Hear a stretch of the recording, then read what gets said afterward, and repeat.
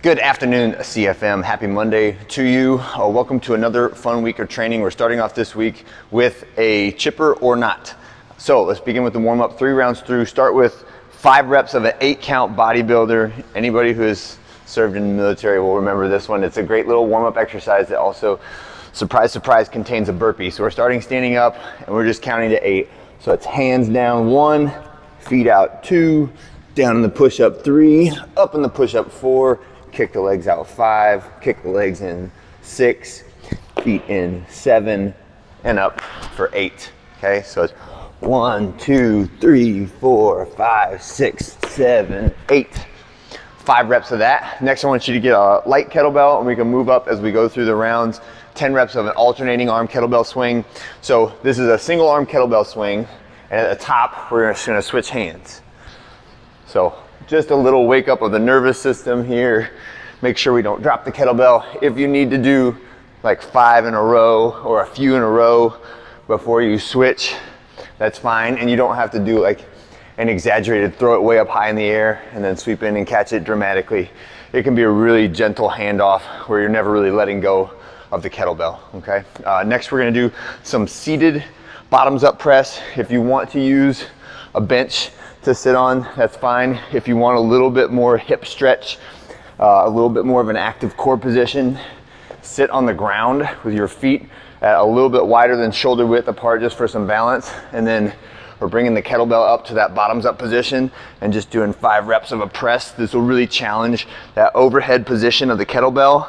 And if I'm struggling with shoulder mobility, what happens is you end up leaning back, and then that even activates the core more. So it's a little bit of extra motivation to pull your body in line vertically as you're doing those bottoms up presses. That last one, this is prepping for the workout and getting out a barbell. We're just doing some pulling.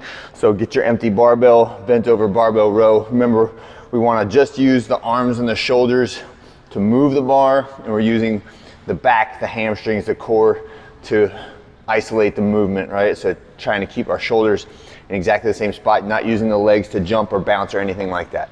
All right, next, we'll get through 3 rounds of that, progressively heavier on both the kettlebell and the bent over barbell row. And then I want to get just a short intermission to make sure you test out all the movements before we go into the workout. This one could be a chipper or not. It will be for time. But as always, whenever we're doing this, I want you to pursue the goal that is the most important to you, right? So if it is push-up muscle endurance, right, which we are in Murph planning phase or Murph training phase going into the end of November, then for the 100 push-ups, throw your vest on and get as many reps as you can get, multiple sets to failure if you want to work on your push-up strength endurance.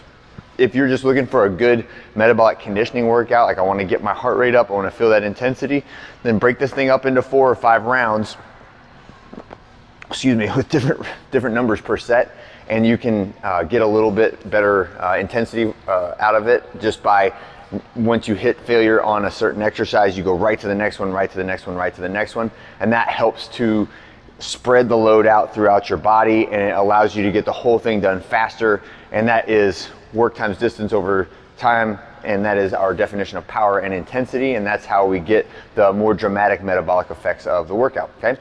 So it's up to you. We'll talk about it a little bit before we go into the workout, but it also means when you're doing the workout, don't worry about what anybody else is doing. We may have them doing modified movements, modified rep scheme, modified sets and reps, okay? So you just pick the one that's right for you, or like you and a partner go after it side by side.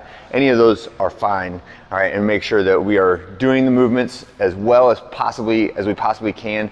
And my goal was 1 barbell for all this stuff, okay? So we're gonna start with 100 push-ups, right? So in normal push-ups, this is, no matter what we're doing, I wanna see the chest get all the way to the ground or to whatever object you're pressing off of, and then my arms are all the way straight at the top. That is a standard push-up, okay? So make sure that even if you're doing an assisted version of the push-up, that you're not going halfway down, and we're getting the full extent of my arms and my shoulders range of motion, okay? Next one is Romanian deadlifts. So now this is a relatively lightweight, and this fulfills our volume requirement for deadlift or hinging. So you can pick the bar up off the ground 1 time, and then after that, we're keeping the knees mostly straight, and you're only going down to where your hamstrings stop moving, right? So make sure that if your hamstrings stop right here, you're not reaching with your spine to get to the floor or flexing at the spine or bouncing off the spine at the bottom of the movement.